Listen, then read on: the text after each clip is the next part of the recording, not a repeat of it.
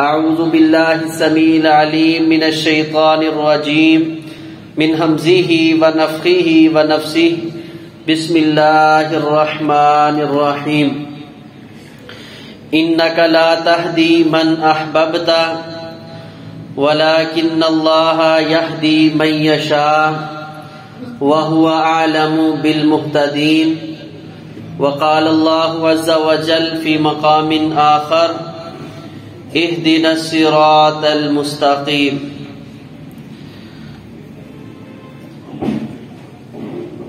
اللہ تبارک و تعالیٰ کی عبادت کا اقرار اور دین دنیا کے ہر معاملے میں اللہ تعالیٰ سے استعانت مدد مانگنے کے ساتھ اللہ تبارک و تعالیٰ حدیث قدسی کے مطابق رسول اللہ صلی اللہ علیہ وسلم نے فرمایا کہ فرماتے ہیں کہ اب ھذا لعبدی ما سأل، اب جو میرا بندہ میرے سے سوال کرے گا اس کو یہ چیز عطا کر دی جائے گی۔ نماز کی حالت میں یا ویسے اللہ کے سامنے حمد و ثنا کرنے کے بعد اپنی عجز و انکساری ظاہر کر کے اللہ تعالی سے استعانت مانگ کر آدمی کھڑا ہے تو میرا رب کہتا ہے اب مانگ، جو تو مانگے گا تجھے وہی چیز عطا کر دی جائے گی۔ اور پھر خود ہی سمجھا دیا، بتا دیا، سکھا دیا کہ استعانت سب سے پہلے کس چیز پر مانگنی ہے۔ اس دنیا میں سب سے قیمتی چیز میرے بندوں تمہارے لیے کیا ہے؟ یہ اتنے قیمتی لمحات ہیں کہ میرا رب ایک ایک لفظ کا آپ کو جواب دے رہا ہے۔ ایسا حسین منظر، ایسے حسین لمحات آج اللہ کے بندوں کو میسر آئے ہیں تو اپنے رب سے پھر کیا مانگے؟ تو فرمایا کہو اہدنا الصراط المستقیم، اے اللہ ہمیں پہلی بات ہے ہدایت چاہیے، ہمیں رہنمائی چاہیے۔ اے اللہ تیری طرف سے ہماری جو ہے رہنمائی ہونی چاہیے، اور ہم رہنمائی بھی لینا چاہتے ہیں صراط مستقیم۔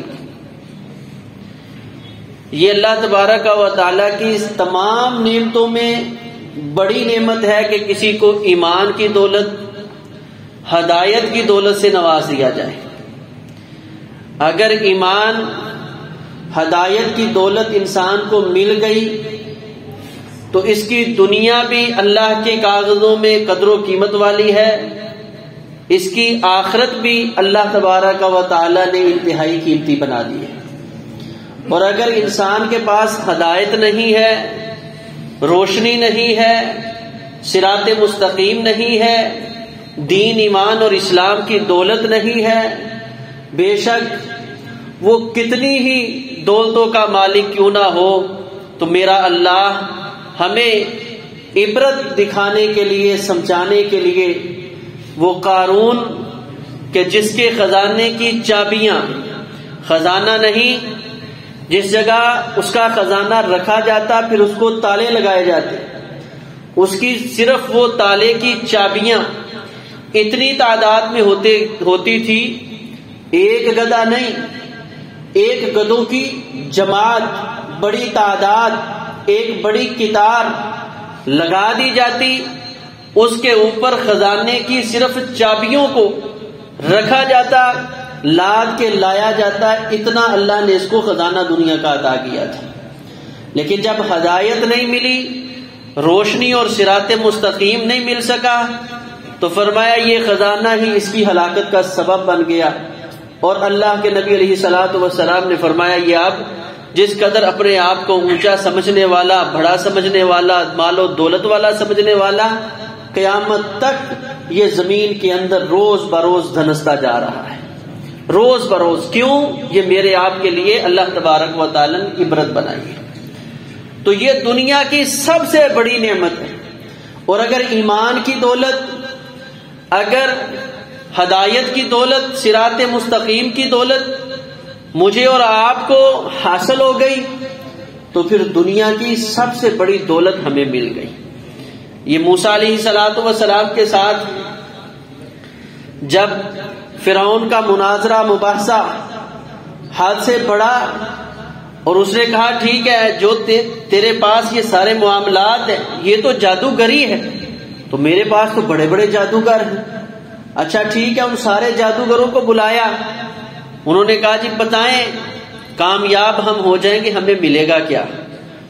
اس نے کہا اپنے آپ کو رب کہنے والا ہوں اور یہ سارا کچھ یہ دنیا کا مال و متاع جب چاہوں جیسے چاہوں حاصل کر سکتا ہوں، تو میں تمہیں اپنے قریبی لوگوں میں شامل کر لوں گا۔ لیکن جب اللہ تبارک و تعالی نے ہدایت، روشنی، مینارہ ان کے سامنے واضح کیا، حضرت موسیٰ علیہ السلام کے اس معاملے کو سمجھ کے کہ یہ جادوگری نہیں، یہ اللہ تبارک و تعالی کی کمال قدرت ہے، اللہ تبارک و تعالی فرماتے ہیں سارے کے سارے اسی وقت سجدے کی حالت میں گر گئے اور کہنے لگے آمنا برب العالمین، رب موسیٰ و ہارون، ہم موسیٰ اور ہارون کے رب پر ایمان لے آئے۔ تو اب یہ عیش و عشرت کی زندگی بسر کرنے والے، اب یہ جو ہے ابھی تھوڑی دیر پہلے اتنی بڑی پیشکش قبول کرنے والے کہ ابھی ہم جو ہیں فرعون کے قریبیوں میں شامل ہو جائیں گے۔ لیکن جب اللہ نے ہدایت، روشنی، مینارہ عطا کر دیا تو پھر یہ کیا کہتا ہے، میں تمہیں ابھی کھجوروں کے درختوں پہ لٹکا کے سولیاں دے دوں گا اور تمہیں جو ہے تمہارا نام و نشان مٹا دوں گا، تم میرے خلاف سازش کر رہے ہو۔ تو یہ نہیں، ڈولے نہیں ہیں، گھبرائے نہیں ہیں، کیونکہ فرعون کی دولت کے مقابلے میں سمجھ گئے کہ یہ دین کی، ایمان کی، ہدایت کی دولت بہت بڑی دولت ہے۔ اور اگر یہ ہم حبیب نجار کا واقعہ دیکھتے ہیں، اللہ تبارک و تعالی نے 2 رسولوں کو بھیجا، ان انبیاء نے آ کر لوگوں کو دعوت دی، کوئی ماننے والا نہیں، قوم تنگ کرتی ہے، اللہ تبارک و تعالی نے اپنے تیسرے رسول کو ان کی طرف بھیج دیا۔ ایک وقت میں 3 رسول آئے ہیں لیکن کوئی ماننے کے لیے تیار نہیں ہے۔ اس آدمی کے لکڑی کا کام کرتا ہے، کانوں میں آواز پڑی، اچھا اللہ کے دین کی کوئی دعوت دے رہا ہے، بات سمجھ آ گئی، اسلام کو قبول کر لیا، نبیوں کی دعوت کو قبول کر لیا، ہدایت کے راستے پہ چل نکلا، صراط مستقیم پہ گامزن ہو گیا۔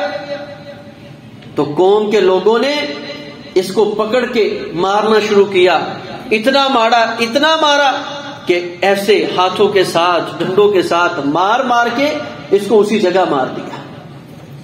تو یہ کیا کہتا ہے، قال یا لیت قومی یعلمون۔ اس حالت میں بھی جن لوگوں کو اللہ ہدایت کے ساتھ سرفراز کر دیتے ہیں، سرشار کر دیتے ہیں، پھر ان کو یہ دنیا کی مصیبتیں، پریشانیاں، یہ پریشانیاں نہیں لگتی، پھر یہ دنیا کی دولتوں کا ان کو طمع اور لالچ نہیں رہتا، پھر وہ سمجھتے ہیں آج ہمارے پاس ہدایت کی دولت آ چکی ہے۔ تو اللہ تبارک و تعالیٰ فرماتے ہیں سارا کچھ گنوا کے یہ شخص اپنی جان دے رہا ہے تو پھر بھی کہہ رہا ہے یا لیتا قومی یعلمون، کاش میری قوم جان لے کہ یہ کتنی بڑی دولت میں نے حاصل کر لی ہے۔ تو یہ اتنی بڑی دولت ہے، ہدایت اللہ کی طرف سے عطا ہو جائے۔ تو اللہ تبارک و تعالیٰ نے ہمیں سب سے پہلے جس چیز کا سوال کرنے کا طریقہ سکھایا ہے وہ اللہ تبارک و تعالیٰ سے ہم نے ہدایت طلب کرنی ہے، اور یہ بھی سمجھے کہ یہ اللہ تعالیٰ کی نعمت کے ساتھ ساتھ اللہ کا بہت بڑا فضل ہے۔ انسان اپنی زندگی میں جس قدر اچھائی کے ساتھ تعلق رکھتا ہے، اللہ اس کو صراط مستقیم کی اس قدر زیادہ ہدایت عطا فرما دیتے ہیں، اور جس قدر یہ انسان اللہ کے دین سے، اللہ کے بتائے ہوئے طریقوں سے، شریعت سے روگردانی کرتا ہے، اس کے لیے اتنے زیادہ ہدایت کے دروازے بند ہونا شروع ہو جاتے ہیں۔ یہ اللہ تبارک و تعالیٰ کا خاص فضل ہوتا ہے کہ اللہ تعالیٰ اپنے بندوں کے لیے ہدایت کے راستے ہموار کرتے ہیں۔ صحابہ کی زندگی دیکھ لے، اب اس جگہ نہ عقل کام کر رہی ہے، نہ دولت کام کر رہی ہے، نہ شعور کام کر رہا ہے، نہ انسان کے جو اندر حاکمانہ صلاحیتیں ہیں وہ کام کر رہی ہیں۔ جب اللہ کا فضل ہو رہا ہے تو بندہ ہدایت کے ساتھ نوازا جا رہا ہے، اور جب اللہ کا فضل نہیں ہے تو یہ مکے کی وادی پہ وہ شخص ہے کہ جس کو عمر بن حشام اور لوگ مکے کے اندر پہچانتے ہیں تو ابو الحکم کے نام کے ساتھ جانتے ہیں کہ یہ ذو رائے آدمی ہے، اٹل فیصلہ کرنے والا ہے، اس کے پاس اتنی عقل، اتنی صلاحیت موجود ہے کہ یہ کبھی غلط فیصلہ نہیں کر سکتا۔ لیکن آج تاریخ سے پوچھا جائے ابو الحکم کون ہے تو شاید 100 میں سے 10 لوگ بھی نہ پہچانتے ہیں، لیکن جب ہی زبان پہ لفظ آئے گا ابو جہل کا تو سارے لوگ جانتے ہیں کہ یہ جہالت کا مالک، کھوٹی عقل کا مالک انسان کون سا تھا جو مکے کے اندر اللہ کے پیغمبر علیہ السلام کو سب سے زیادہ اذیت اور تکلیفیں دینے والا یہ ابو جہل تھا، جبکہ مشرکین مکہ اس کو ابو الحکم کہا کرتے تھے۔ لیکن جب اللہ کا فضل نہیں ہوا تو اس کو یہ ہدایت نصیب نہیں ہو سکی۔ تو یہ دین اسلام کا مل جانا، ہدایت کا مل جانا، یہ اللہ تبارک و تعالیٰ کا خاص فضل ہے۔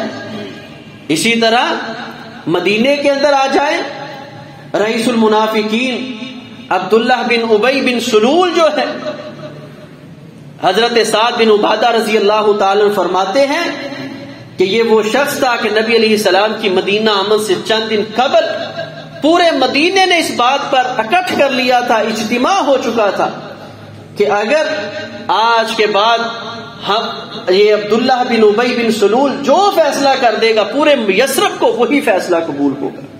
بڑا دانا ہے، بڑا عقل مند ہے، لیکن اس وقت اس کی عقل کام نہیں کی جب اللہ کا فضل نہیں ہوا۔ تو یہ ہدایت کا مل جانا، دین کا مل جانا، یہ نہ انسان کے اپنے عقل کا اس کے اندر کوئی کردار ہے، نہ انسان کی جو ہے اپنی ہمت کا کوئی کردار ہے، یہ خالصتاً اللہ تعالیٰ کے فضل کا نام ہے کہ اللہ تعالیٰ کی ہدایت نصیب ہو جائے۔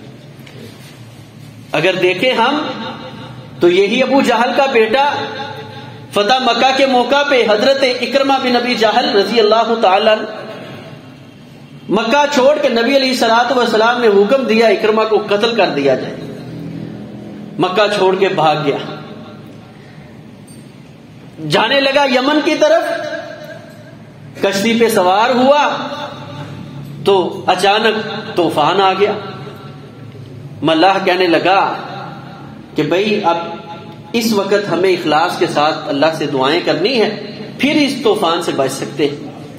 حضرت اکرمہ فرماتے ہیں کہ کوئی شخص لات کو پکارنے لگا، کوئی منات کو، ویسے تو تکلیف میں سب کو پکارتے تھے، لیکن اب ہم جس کے ساتھ زیادہ قربت تھی وہ پکارنے لگا۔ ملاح کہتا ہے نہیں بھائی، فاخلصوا لہ، اللہ کو خالص ہو کر پکارو۔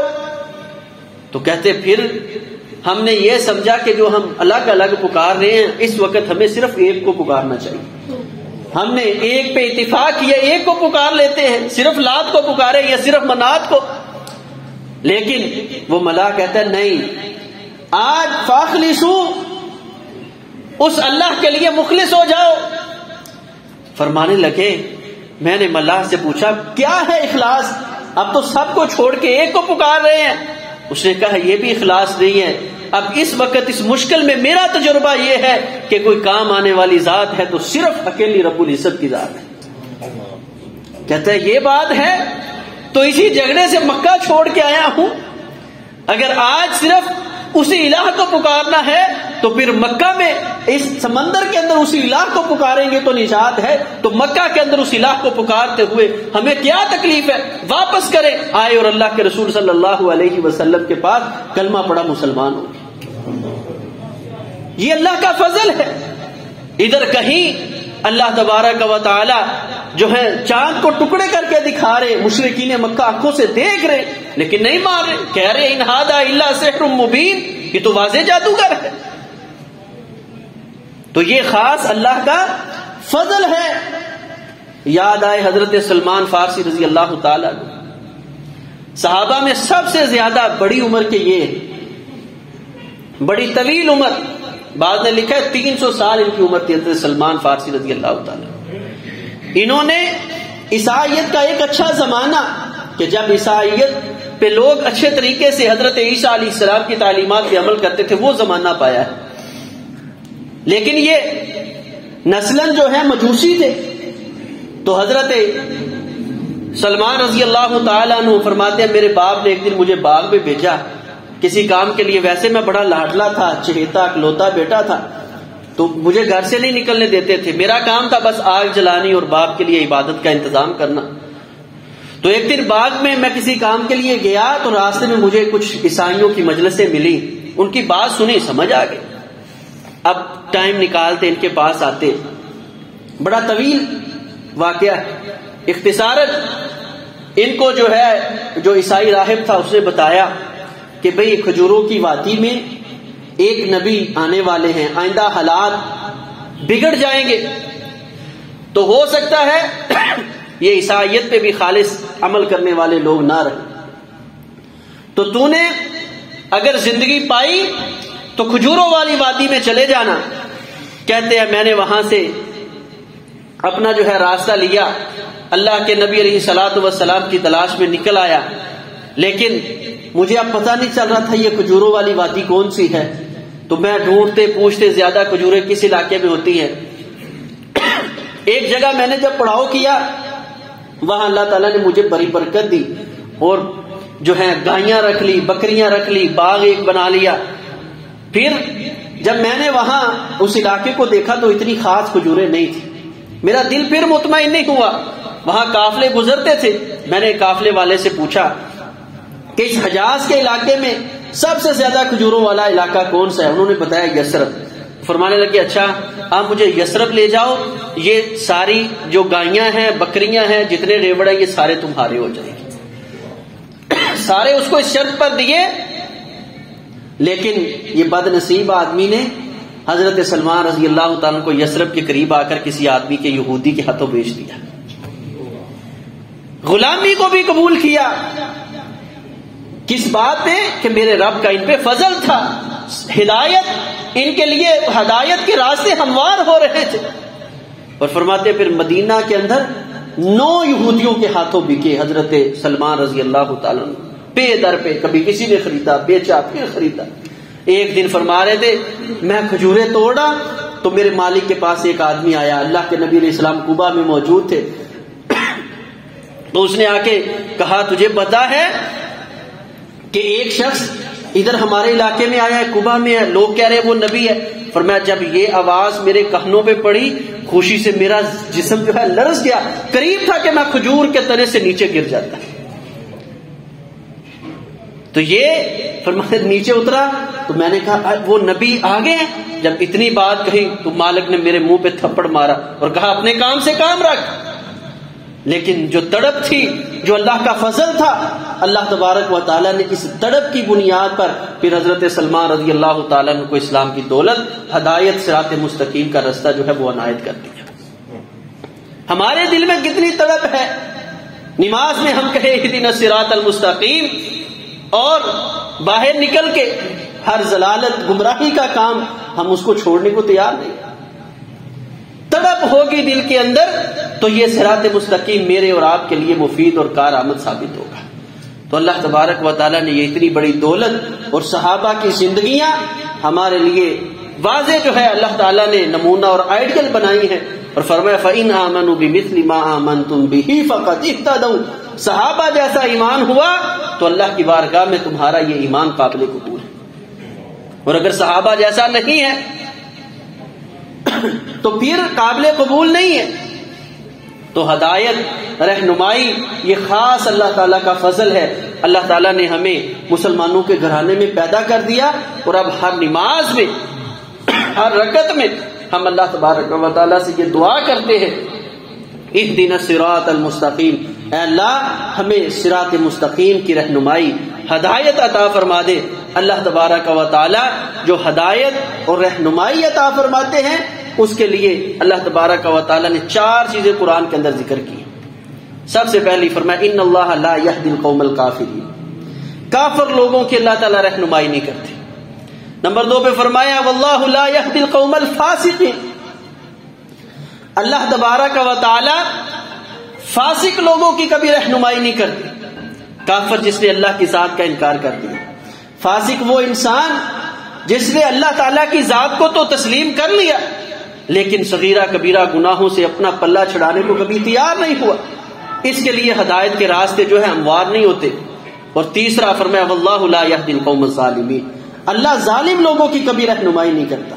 اور چوتھے نمبر پہ فرمایا وہ شخص جو جھوٹا ہے انتہا سے زیادہ، جس کی زبان جو ہے وہ سچائی پہ دلالت نہیں ہے، گفتگو سچائی پر مبنی نہیں ہے، اللہ تعالیٰ ایسے آدمی کو بھی ہدایت کی توفیق نہیں دیتے.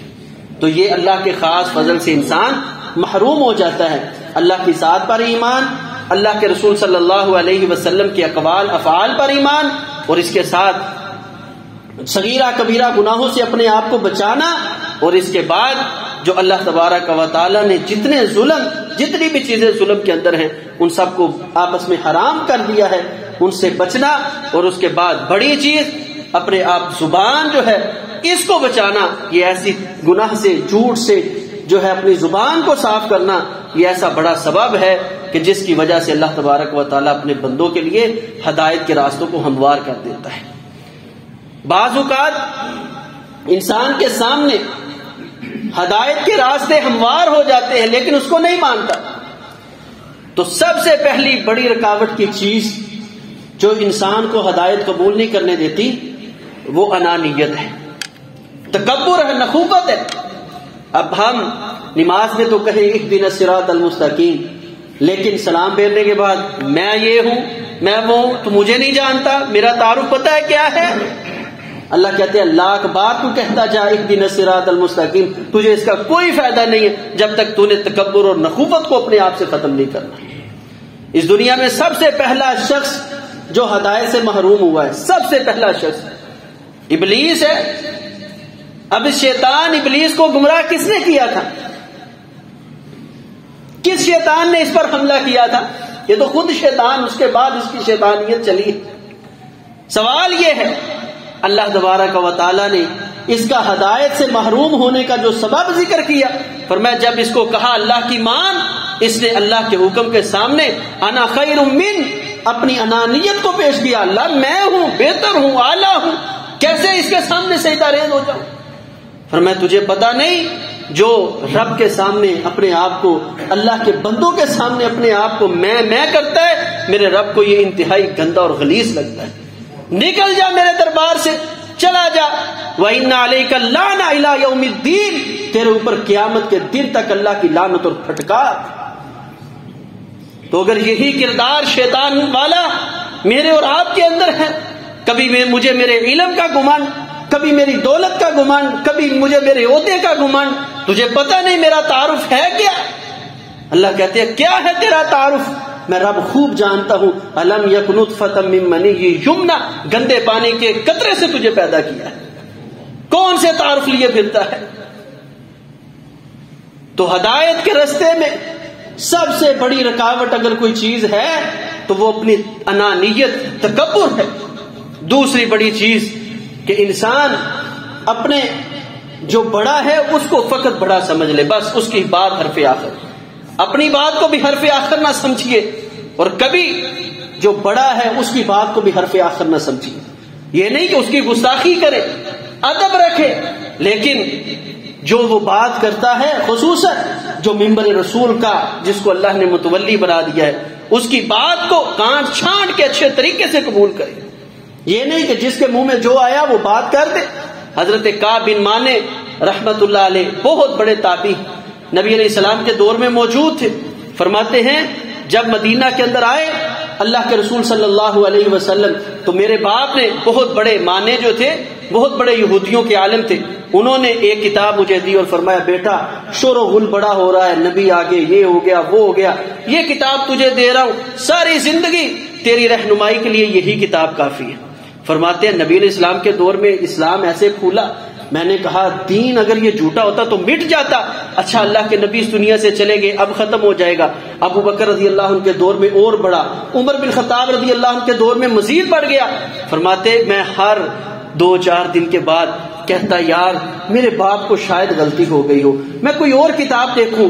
گھر میں آتا کتابوں کا ڈھیر لگا ہے, یہودیت عیسائیت پہ کتابیں ہیں, لیکن جب کسی کتاب کو ہاتھ لگانے لگتا باپ کی وصیت ہی آ جاتی, بیٹا کسی اور کتاب کو نہیں پکڑنا, صرف اور صرف یہ تیری زندگی کے لیے ساری زندگی کی رہنمائی کا میں نے سبب یہ ایک کتاب کو بنا دیا ہے. فرماتے جب حضرت عمر بن خطاب رضی اللہ عنہ کا دور, اسلام کی اس قدر عظمت بلندی میں نے دیکھی, میرے سے رہا نہیں گیا. میں نے تورات کا اصل نسخہ جو میرے باپ نے بڑا سنبھال کے اوپر رکھا تھا اس کو اتارا, ایسے سامنے کھول کے رکھا. فَإِذَا فِيهَا وَجَدْتُ صِفَةَ مُحَمَّدٍ صلی اللہ علیہ وسلم. فرماتے ہیں میں نے جبھی اس کے اندر اللہ کے پیغمبر علیہ السلام کی صفات کو پا لیا. تو یہ کس چیز نے روکا ہے؟ رکاوٹ کیا چیز تھی کہ کسی بڑے کو اس کی بات کو دین کے اندر حرف آخر سمجھ لیا. ادب کریں, احترام کریں, لیکن ہر کسی کی بات دلیل کے ساتھ تحقیق کے ساتھ قبول کریں. اللہ تبارک و تعالیٰ اس کے ساتھ ہدایت کے راستے ہموار کرتا ہے. اللہ تبارک و تعالیٰ ہمیں سنت کے مطابق زندگی بسر کرنے کی توفیق عطا